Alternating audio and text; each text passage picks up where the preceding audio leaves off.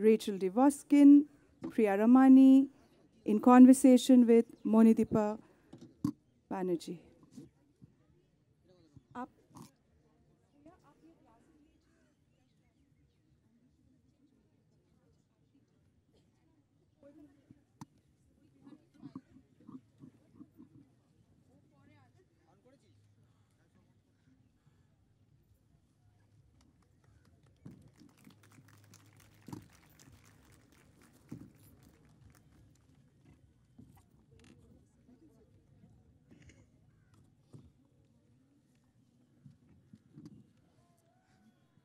Hello, and thank you for being here. Can you hear me? Can everybody hear me? Hello, hello. Is it any better? Well, hello, and thank you for being here. And I know this is a stereotype, but there's a women's discussion, a discussion on women this decade, and it's lovely to see men in the audience as well. For me, it's a privilege, really, to be sharing the stage with Githa Hariharan, who has an entire session dedicated to your new book.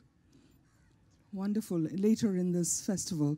And then there is Rachel DeWoskin, who I hope will tell us all about her experiences in the United States and China, where she spent, 5 very interesting years.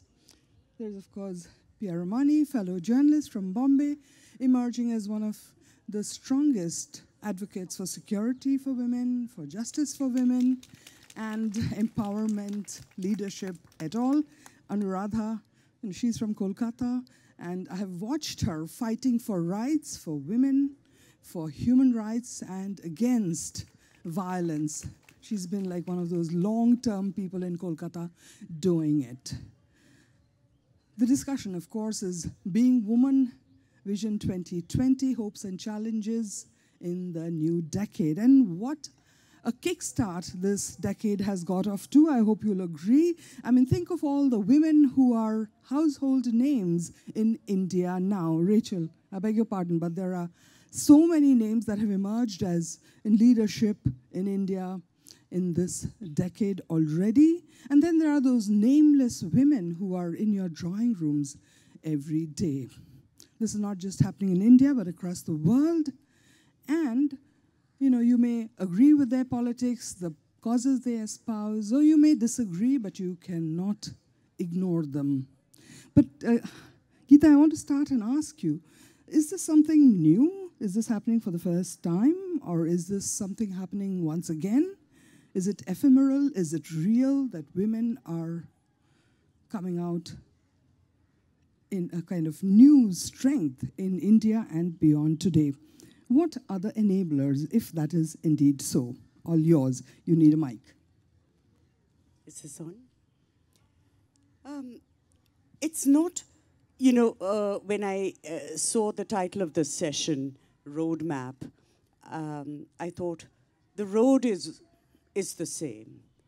The more things change, the more they remain the same. This is true for gender inequality, caste inequality, all the old fault lines that we've lived with in this part of the world. So the road remains the same, but the map is what we care about, because, you know, patriarchy might have existed in different forms in different parts of the world. Other class and caste inequalities have existed. Apartheid has existed in different parts of the world.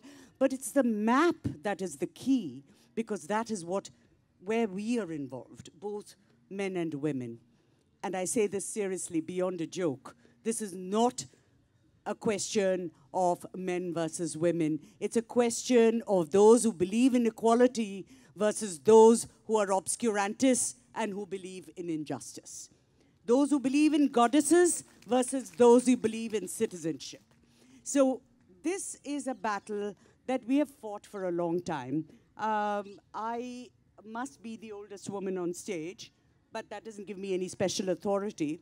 Only some sadness about how we are saying the same things for years and years.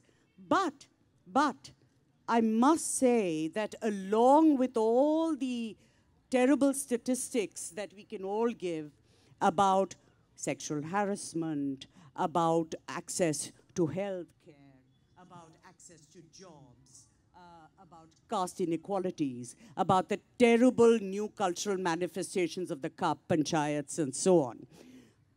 Side by side with that is this fantastic, brave narrative of resistance. And I want to make 2 points. It doesn't matter whether it's old or new. What matters is that the new roadmap is struggling to make the resistance inclusive. It's not saying that we are only going to worry about Dalit women. We are only going to worry about the women in rural areas. It's not saying we're only going to worry about middle class. It's not saying that diversity is not possible. Suddenly, it's possible to be, quote unquote, a Muslim, as our wonderful Prime Minister tells us, to wear whatever clothes you want and still say, I'm a citizen of this country. So that is, I think, new. So the women are showing us the way, and the young are showing us the way. Oh, yes. That is something I am very, very proud of, and it makes me feel that my lifelong, adult-long struggle has been worthwhile. That's right. I went to one of these meetings, Park Circus type, not very far from here on Mayor Road, and a class 10 student came and insisted on talking about what she felt about all that was going on in the country. But I have to ask, I mean, Anuradha, if you would want to weigh in on this. I mean, we've had Mamata Banerjie, Indira Gandhi, Margaret Thatcher, and so on. Today's leadership that women are giving, not only women, but also young girls, is there a difference? Is it more inclusive, as she said? Is it also feminine, a struggle to be? Is it a feminine vision? Is it something different that we are seeing that is more inclusive and not all male and, you know, aggressive and worried only about the economy and the army, but also plastic? Yeah, I do. Hello. Yeah, I do think it's very different.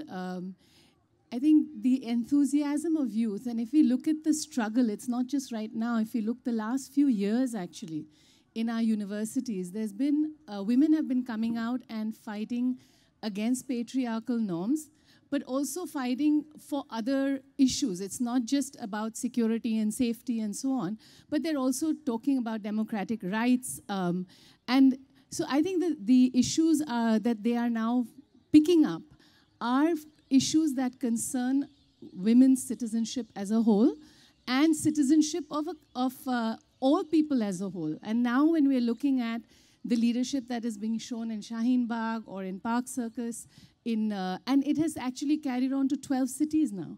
Women are sitting in 12 different cities and breaking stereotypes about, and I have to say this, is that, you know, minority women, Muslim women are like this, but I went to Park Circus and I was sitting and seeing the kind of, I came back feeling motivated. I came back feeling like there's so much hope in this world because we have these young women, young girls, all of them are coming out and speaking about, very erudite. They could teach all of us, you know, what NRC is, what NPR is. It's a joy to see. And they were making points which were so valid, so relevant, and they were sitting through the nights. And these were women who have never come out politically. You know, I was just thinking about people like us who worked in this field for 20 years, 30 years, right? But these are people who have never worked in this field before. But it's just this, I think it's a tipping point, a turning point in our country, where it's like the fear and the, what can I say, the abuse has gone to such a level that people have now forgotten about fear. It's like, you know, waters cross my head and I've got to go out there and I have to agitate. So you have these women sitting there with their children, little kids, and I was talking to them and they're saying like, right now it's just about solidarity, it's about getting our rights, it's about making sure that we are not going to be made non-citizens in our own country, and that this is our country and we're claiming our right to it. So that has been a really wonderful thing. And I think the leadership, when we look at you questioned about Mamata Banerjie and you know, Margaret Thatcher and people like that, I feel maybe right now we're at a situation where people like Mamata Banerjee and all of them have been operating, even Indira Gandhi, in a very patriarchal setup. So they had to be more men than men. They are more men than men. They are honorary men. In fact, they are, Indira Gandhi was the only man in her cabinet, right? But the younger leadership that we are seeing is a lot more, I think, you know, not wanting to fit that patriarchal mold, it's breaking that mold. And you are actually seeing women who are talking about women's issues, women's rights, women's citizenship, and through the women's lens too. You're not trying to just keep it at the level of, you know, I have to fit in. Because all of this time, we have had to, as women, fit into a patriarchal mold. And now women are trying to break that mold. And in this context, I do want to bring up, you know, like Jacinda Ardern, who is New Zealand's Prime Minister, who's showing a completely new way of leadership. And it is a way of leadership where she's talking about things that matter to human beings and to people in general. She's not talking about GDP and stuff. She's talking about health. She's talking about education, housing.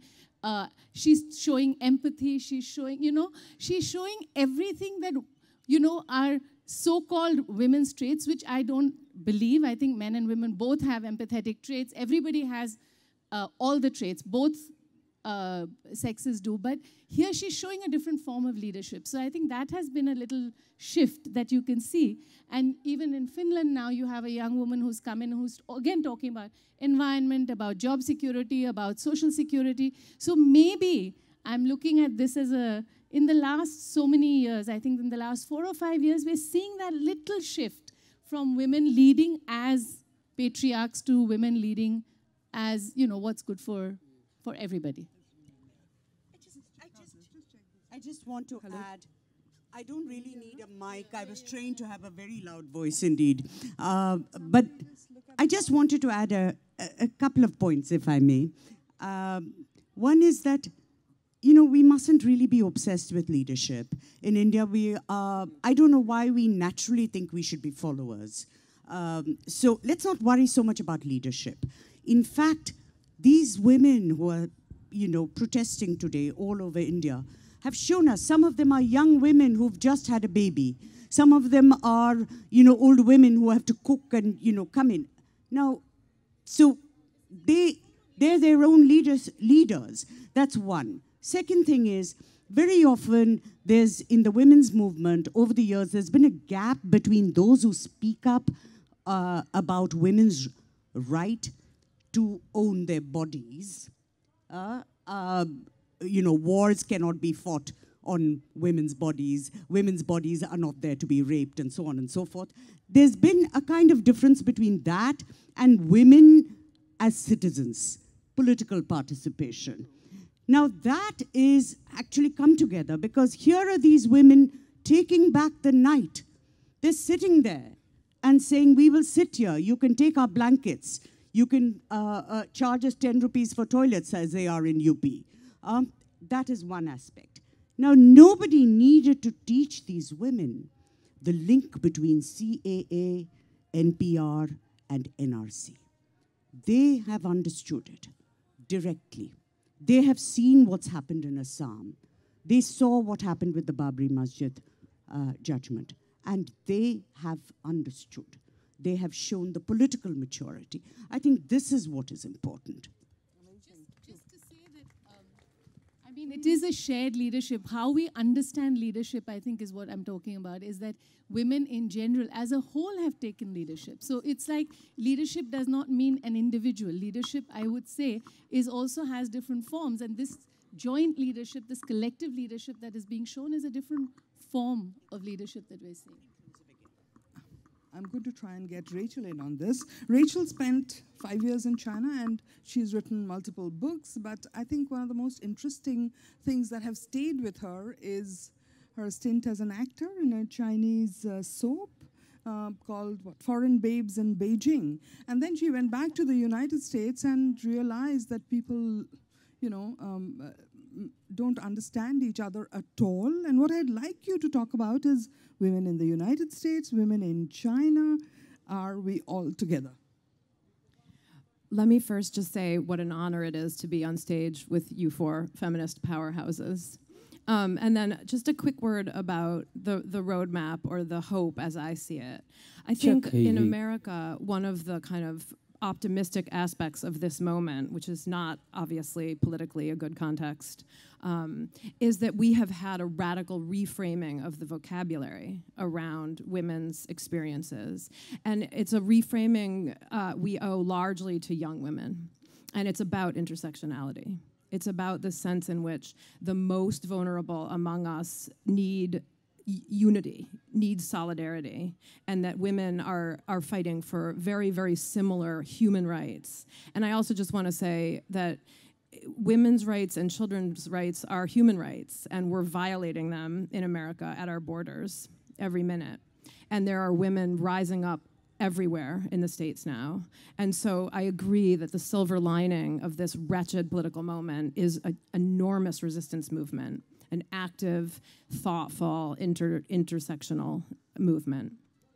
As for China, so I should qualify momentarily the thing about the soap opera. I moved to China at 21 and was one of very few Western women living there, which was the only reason I was cast in a soap opera. This was not a career for which I had either talent or qualification.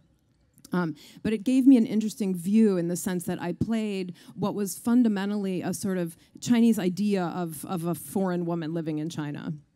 And I was able, therefore, to chart the parallel courses of my two lives, if you will. One as an actual foreign woman living in Beijing, and the other as a sort of televised, dramatized version of a foreign woman living in Beijing. And the plot was essentially that a couple of American women move to China and fall in love with Chinese men, and China by way of those men.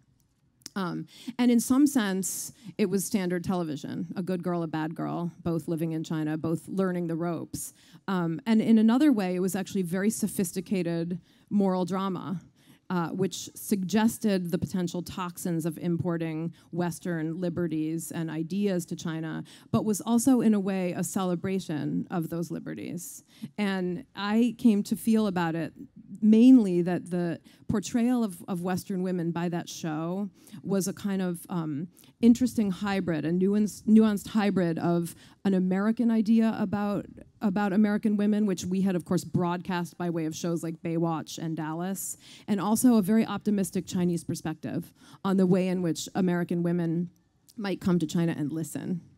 And this ties back into the question of intersectionality, because I think for American women, at the moment, one of the most essential ingredients for a feminist revolution is listening. And this summer, I wrote a review of Mona Eltahawy's new book. Mona Eltahawy is an Egyptian journalist, and she's written an unbelievably radical and courageous book called The 7 Necessary Sins for Women and Girls. And it's about embracing rage, basically, and being able to say all the things and to say them directly and to find our own language for expressing what's happening in the world and for closing the distance between what's happening and what we wish was happening or what we would like to be happening in the future. Fascinating. Can you hear me again? I'm just checking out the mics. Yes? No? Yeah. Yes? Okay, yes. Great.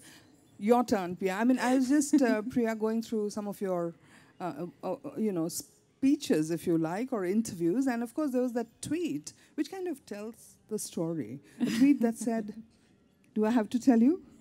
No? Well, it's called, it's a tweet, and it said, it's time to tell our side of the story. All yours, Priya. I just want to say something about Mamata Banerjee first, maybe because we were discussing her. As far as women go, I think her biggest contribution is ensuring that women in her party have had political participation. Like 17 out of the 40 MPs that the Trinamool put forward in this past election were women, and many of them won. So, and that's a battle that we'll have to fight in the coming years, because most parties don't even have 1/3 of women participation, and their excuse is always that, oh, we have to look at the winning, which candidate has winnability, when research has shown that women win at a higher rate than men.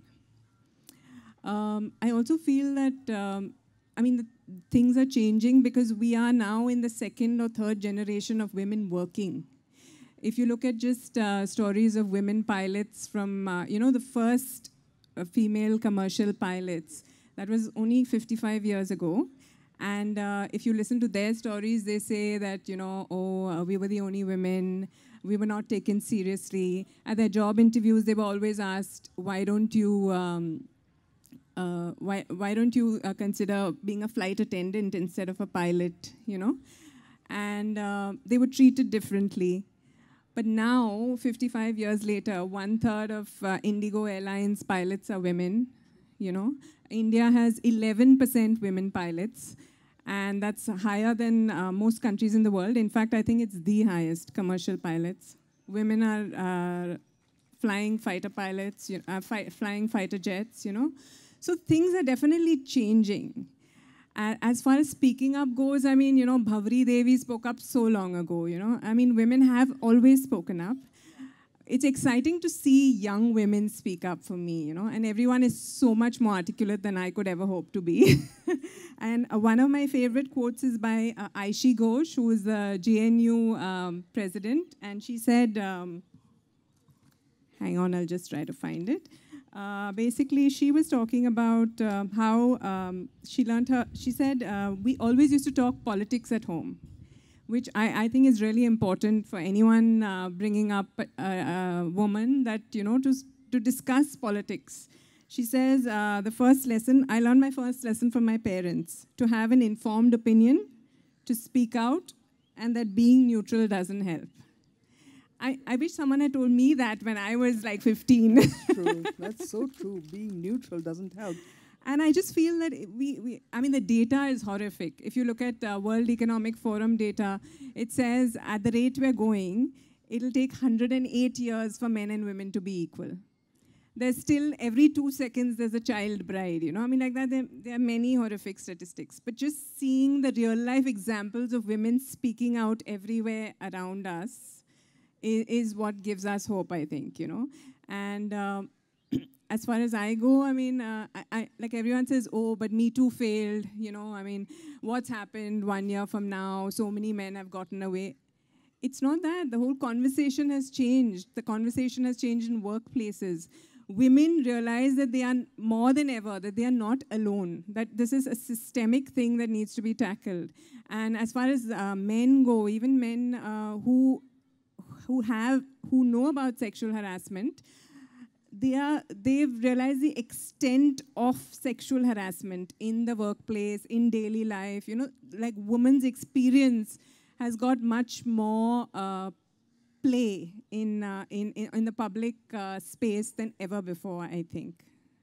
And I don't think we are still all speaking out about it. Not at all. In fact, UN Women did a study, and they said there were 35 million tweets from 2016 to 2019 in 195 countries using 25 variants of the Me Too hashtag. And I think that's only the tip of the surface. That is few women speaking up. In India, less than 200 women spoke up as part of Me Too. So imagine what the extent of it is. Can I say something in response to that quickly? I just wanted to say in response to that we were at JU yesterday. Several of my colleagues and I spent 7 hours with JU students and faculty. And the brilliance and sophistication, political sophistication of the students there, both the men and the women, was identical to the brilliance and the political sophistication of our students at University of Chicago. And the conversation they were having was the same conversation. And it filled me with a sense of real hope and reassurance that the Me Too movement and the conversation that's happening online is informing kids across the globe. It's happening in Beijing and Shanghai as well. So I feel like that's just a note of optimism. I just want to respond to Geeta's point about it coming together. I think it's coming together because the world is governed by misogynistic, authoritarian men, It's a time when, probably women are feeling like their back is to the wall. That's what a lot of women tell me, that we are beginning to speak out because we can take it no more. Githa. I just want to point out that I completely agree with all this, and many of us are so grateful for those of us who grew up at a time when even this phrase, sexual harassment, didn't exist. and at the most, you got Eve teasing, you know, and we all know how dreadful it is to be either an Eve or a Devi. You know, if you can just be a woman or a citizen, that's good enough for us. But I do want to point out that we must resist reducing this very diverse, multi-streamed, multi-voiced movement. Please, let me go back to that old-fashioned word. Movement to only one stream. There is no either or. It's not, you know, when we were young and when we were told by male comrades that wait, your time will come after the state has withered away. And many of us said, no, we'll be dead by then. We actually want to see improvement. We want to see change before we die. So what I'm trying to say is that the women's movement is a natural connector. You cannot talk about Indian women being equal or free without talking about caste inequalities. All of us agree on that. But this is something that needs to be said every single day, because we all know that agreeing on something has not made enough change. So whether it's at the Kap Panchayat level or even when you have in 2012, we had various alleged intellectuals saying that these rapes only happen in India, not in Bharat. We need to say, you know, as our young people say, dude, please open your eyes and exert your 2020 vision. So don't, I think, allow space to those who want to break it up, who want to say this is only middle class, this is only this is only JNU, this is only JU, and everybody is well behaved in BHU and that sort of thing. So I think that is what we have to say, that the women's movement is the perfect connector, whether it's caste, class, gender, community. Right now, that's what we're looking at. Can I just weigh in over here 1 second? You know, you just said it. You know, rapes happen in India and not in Bharat. And in this Bharat, we also have, and I don't mean to be, you know, looking down at anybody, questioning them, but we should also look at women like Sadhvi Pragya. You know, there are these women coming. Yes, we have to. They are real, you know, whether you like it or not. And that is something that I worry about. Like, we pretend it's people like us everywhere. It's not so. There are people, women also, with different lines of thought. I mean, that lady, if you recall, she was pulled up by her party for saying that the police officer in Mumbai died because she cursed him. Would you like to take that on? I mean, why? Are we going to only look at women through our glasses? That's what keeps us from being sectarian. It's not that all women are sisters. That is why I said this is a fight between the rational and the obscurantist. You know, just because. So let's not be sectarian. Because somebody's born a woman, you know, she can be brainwashed. What has happened to Pragya Thakur, I don't know, and to be honest, I don't really care. But clearly, you have an honorary male, which is a shame because men will never accept you. You'll never get into the old boys club. How many ever bombs you encourage the throwing off, you know? So I think that the masculinist narrative is not what interests us. I think what we are saying is that the women's movement at its best is diverse. It is not sectarian. Yeah, and I think what you're saying about Sadhvi Pragya, I mean, we're talking about patriarchy here. And patriarchy teaches women to be in a certain way. And you get rewarded for being that way. And she is getting her rewards as being Sadhvi Pragya. She's being rewarded for being the woman that she's supposed to be by the party that she's associated with. So I feel that it's very clear that it is a thought that we're going against. It's an ideology. Patriarchy as an ideology, not, you know, a woman or a man or any other gender that people kind of identify with. So that I think is very clear. But I do feel that today's moment is also the result of many years of the women's movement actually working and chipping away at the bottom. And there has been, you know, now the moment has come. Okay, so 25 years ago when I started, women barely, if you looked at statistics of violence against women, compared to today, they were much lower. Every year we see much higher statistics of violence against women. And why is that? There could be two reasons. One is that it is increasing, but my view is it's also because women are speaking out. So we have made the difference. Sometimes, otherwise people like me would probably say, let's just shut everything and go home and sleep because nothing has changed. But things have changed. I can see that. I can see that when women come to Swayam, earlier they would come 10, 15, 20 years after facing abuse. Today they come after 6 weeks, after a month, after 2 months. So the understanding that what is happening to us is unacceptable has increased again amongst women. They have understood what is happening is violence, which was not the case in the past. It was like, oh, this is what happens in a family. Oh, this is what happens to women. You got to keep quiet about it because otherwise things will go wrong for you. Now that's not the case. So there has been a change. And I think that the work that the women's movement has put in over all of these years is actually playing itself out. And I have to say that there are different ways in which younger women are engaging right now. The social media has become a big, space where a platform where all of these issues are being discussed. Different kinds of strategies are being used. A lot of strategies that older feminists like us probably wouldn't even have thought of are being used today. We are learning so much from the younger people.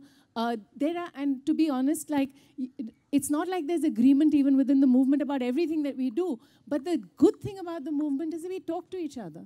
And we try and understand each other. And we say, okay, so where are we on this issue? And how do we move forward together? So I think it's a tipping point, as I keep saying. I think we've reached that space where women are no longer going to take it. And I want to just link it to something that I saw. Uma Chakravarti, who's an historian, she's done a film on Kashmiri women.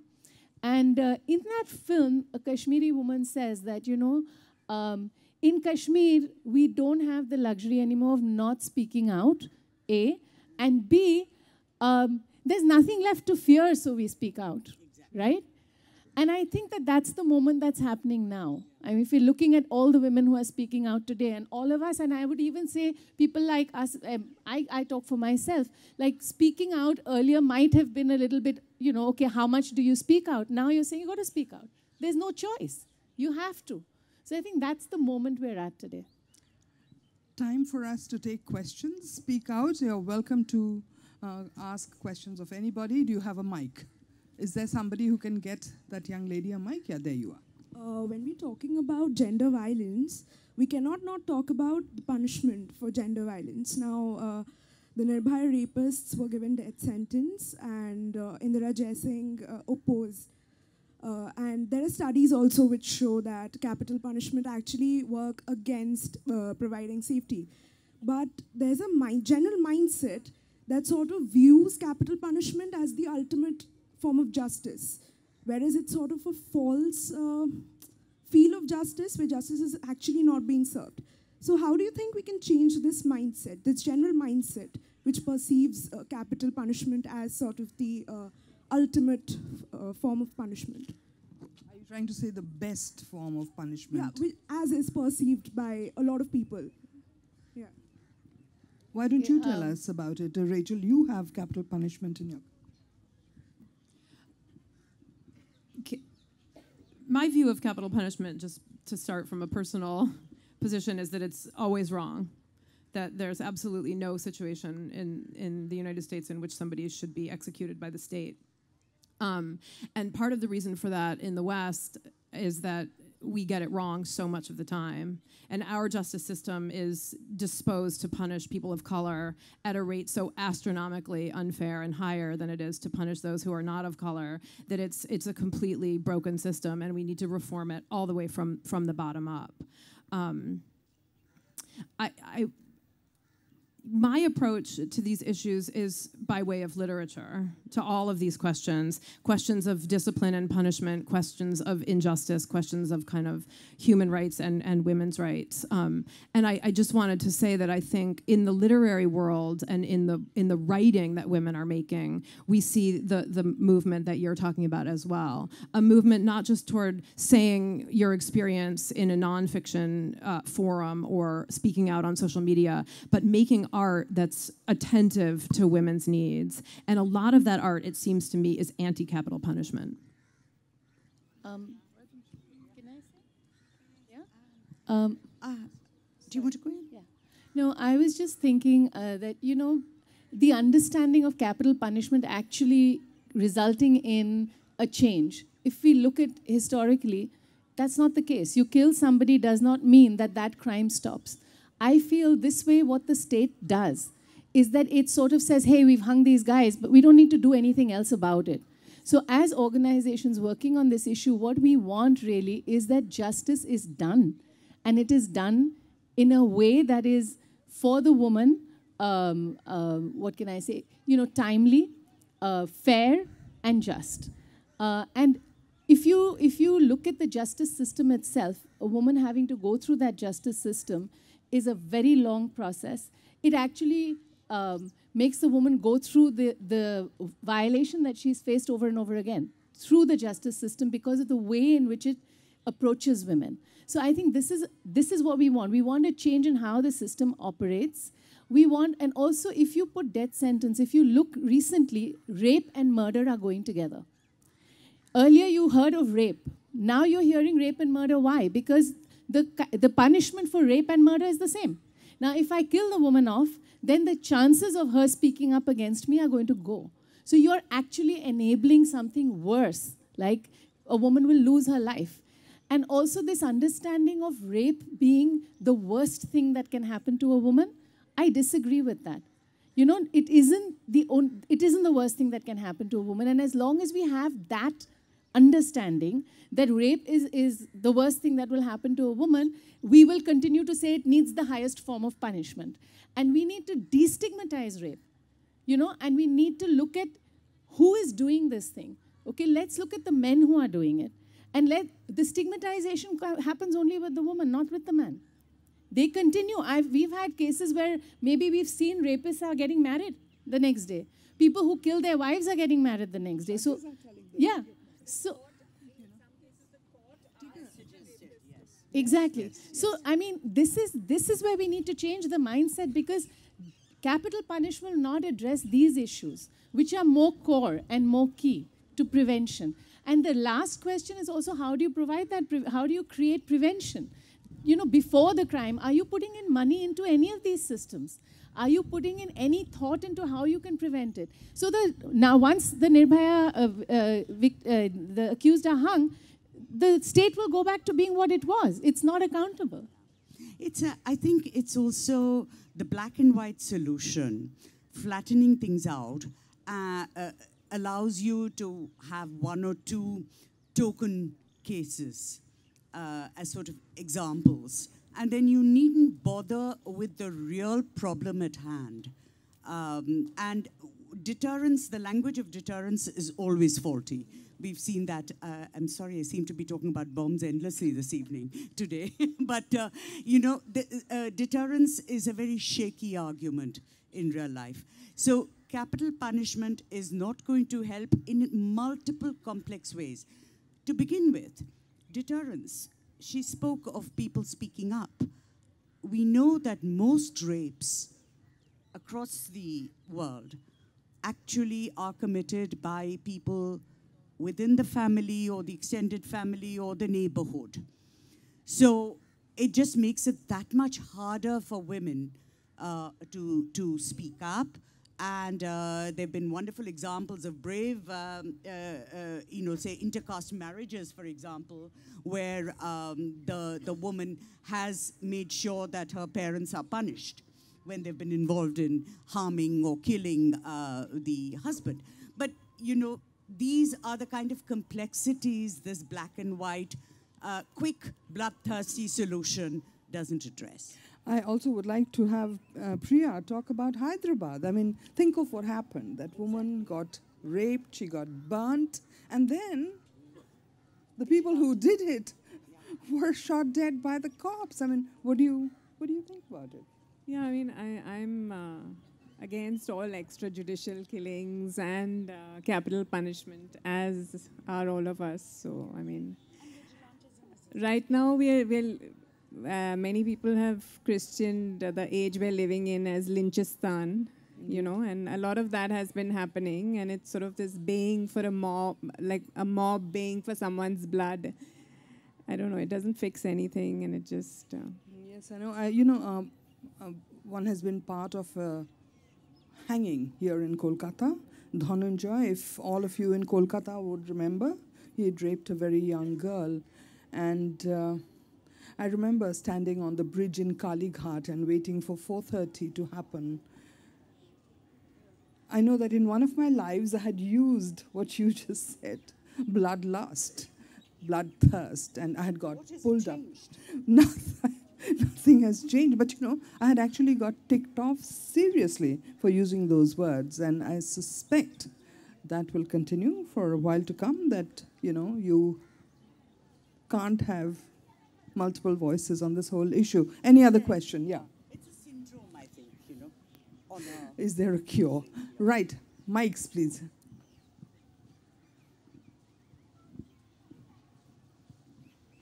So, good morning. So, we have all heard about the anti-abortion laws that have been passed in Alabama. So, the thing is that these are very extreme bans that have been carried out. And this is especially in the southern states that we have seen over the years. These were the southern states who are very much against desegregation. So my question is the mentality there really changing, or are they moving from a form of oppression that was existent during the segregative era to a form of oppression that is more acceptable now in the anti-abortion ban? And my second question is, we see a lot of protest supporting these anti-abortion bans, the pro-life community.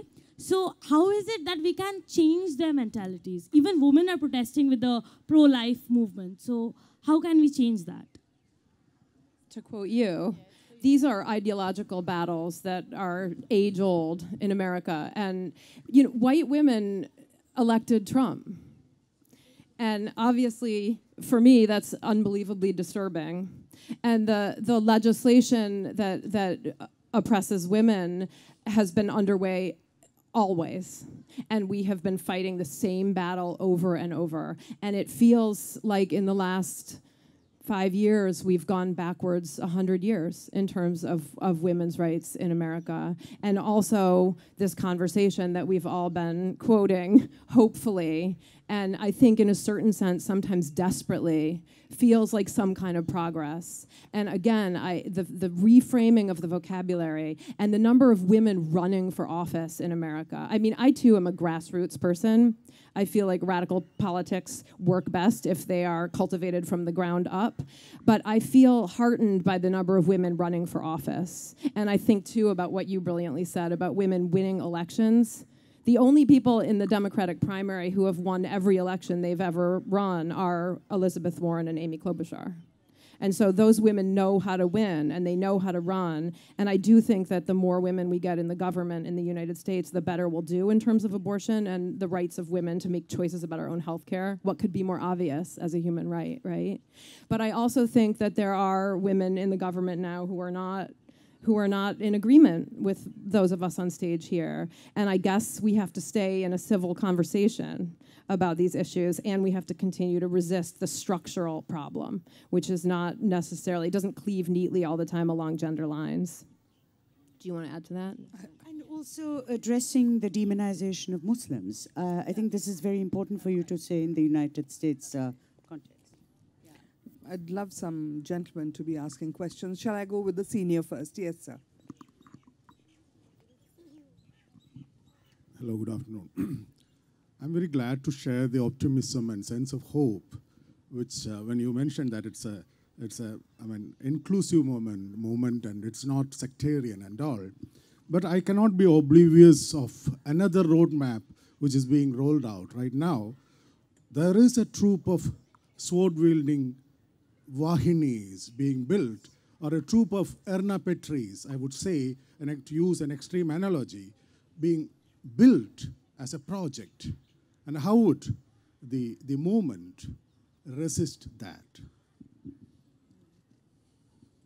Yep, that is my concern, that there is this other... Good would you like to? Well, you know, you truly are asking for the roadmap. I think it's essentially to continue to do what we've been doing all our lives. In a very, let me quickly give you an example from our own individual lives. Learning to live what you believe in is a hard thing. I think all women know that, because you have to make a decision in a very personal way when it comes to marriage, when it comes to children, when it comes to work, and so on. So you continue to make the little individual differences. I, for example, discovered when my son was a little boy, and like all novelists, I don't have a salary, but I got some payment, and I ran off to make a little investment for 20,000 rupees in the Reserve Bank of India bonds in the name of my minor son. And I was told that I'm not the natural guardian of my son. Now, you know, we middle-class people are arrogant. We think we know the meaning of words. I thought I knew the meaning of the word natural, and discovered in the Reserve Bank of India that I didn't. So they said, Madam, we didn't make up this law. When I said, do you know the meaning of the word natural? You know? So they said, no, this is the Hindu personal law. And I said, okay, don't put me down as Hindu. Then they looked at this dreadful last name, Hariharan, and said, what shall we put you down as, you know? So I thought I was being clever, and I said, put me down as Buddhist. And I do apologize to the Buddhists in the audience. But, you know, and they said, no, you have to be, you know, it's also subsumed under Hindu. So you have to be Hindu, Muslim, or Christian. That was my first rage, other than telling me that I'm not the natural guardian of the child I carried for 9 months. That I have to be, I thought our constitution allowed you to actually be an atheist or an agnostic or whatever you like. So what I'm saying is learning what the laws do, what real life does by way of inequalities is the first step. The second is what you can do as an individual within your class capabilities. The third is to network. And the fourth, which all of us are discovering, is to learn the new strategies that the young have come up with. I also feel we need to keep bringing back the conversation to grassroots issues like health and education and the economy. I mean, women's unpaid work in India is worth 3% of GDP. You know, I mean, and that's because we are primary, we are the caregivers of our old parents, of our kids, you know, and we are dropping out of the workplace because of this. 42% of women say they are not able to hold on to their jobs because of other commitments that they have, and they have no backup. What is the state doing about these issues, you know? Okay, Anuradha. I think the hope really comes from the youth, young people of today. And it's not an easy battle, but there is a lot of hope because it's continuing, the battle, and it's not something that we can say, we don't know what the end is going to be, but at least we know we're going to fight for it. And if we look historically, I'm being very positive that any door, as they say, you know, any time that was dark ended, and there was light at the end of the day. So we have to look at that light ahead. Okay, we have time apparently for 2 more questions and perhaps 2 answers. Yeah, that young man over there in the gray sweater. Sorry, I'll get back to you. Yeah. Okay, but in this era of women empowerment, is it only the women who are speaking up, or the men who are equally contributing by rejecting the concept of patriarchy? I'm just very glad a young man asked this question. I think all through this conversation, we've been talking about the fact it's not men and women, it's an ideology that we're talking about.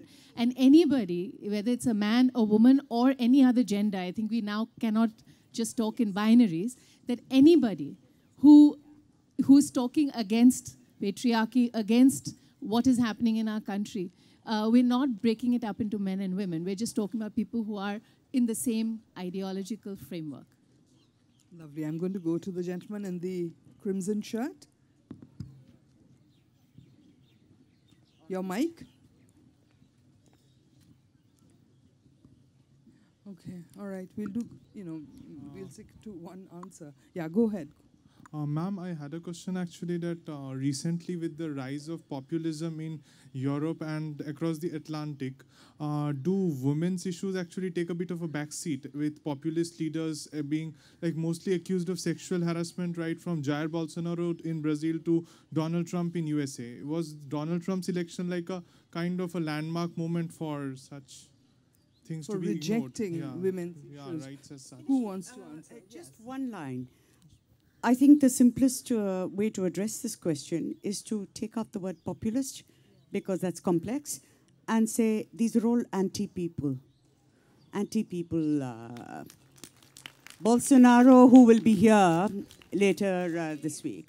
So it's a meeting of the anti-people club. And of course they're anti-women.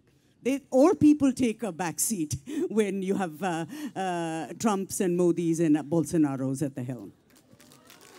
Rachel, go for it. I think, an optimistic response to your question would be to say that it's possible that actually this new moment and the election of Trump and the populist movements in many countries is a response to progress that we were making. And that in America in particular, people who have been in privileged positions forever now fear equality. Because when you get used to privilege, equality feels like a demotion. Thank you, ma'am. Okay, there's a lady at the back over there in a pink sweater.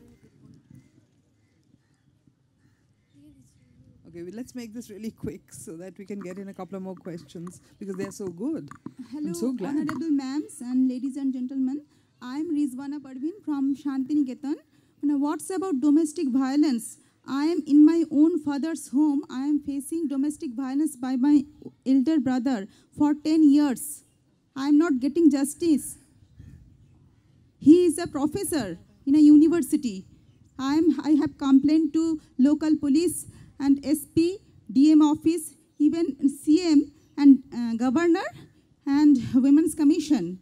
My father has expired in 2002. And after that, he is governing the whole house. We are elder brother, elder sister, and I am the youngest daughter of my home. And my mother is a little bit of mentally ill. So I'd request you that after this session, come and talk to me. Okay, thank you, ma'am. Lovely. The gentleman in a beard over there, I think, are we okay on time? Are we doing okay or are we out?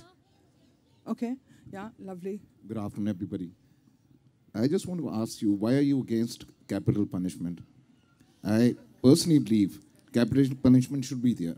If that guy, I'll just, one minute, ma'am. If that guy rapes a woman and then says he's a juvenile, he knows how to rape a woman, and then he wants to go out just by saying juvenile and he's free? You have to put the fear of death into them once. Let it be there. Please don't stop this way of capital punishment. Yes, to the extremist account. Right. No, this is the same way as what terrorism is. It's mental terrorism. Sir, thank you. Yeah, sure. Can I just quickly, we've already discussed this. One is, a belief is a belief. Right now, we're discussing what works, what is fair, and what we've learned from history.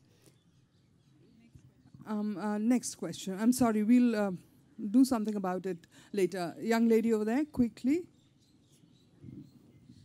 Hi, I just wanted to respond to the gentleman over here. I think the women on the stage, and I think the lady over there made fantastic points about a capital punishment. But one thing I would remind you is that when you put the death penalty on rape, and as somebody said, it's like, we've killed these people, that's it, that's the problem. It allows men who would never rape anybody to put a distance between themselves and the rapist. Rape is, as people have been saying, a product of the patriarchy. It's a product of ideology. And it's on a spectrum with the misogynistic ideas that everyday men, There are lots of ladies asking and lots of gentlemen waiting to ask questions. Why don't you just discuss it after? Okay, You're welcome to. Thank you for raising the point, though, and you too. I mean, there has to be a debate, no question about it. Okay. The gentleman at the back in spectacles. I think it's fairly obvious that both men and young boys need to be sensitized right from a younger age. So as feminists and parents yourselves, perhaps, what sort of recommendations would you have for doing that both at home and at school?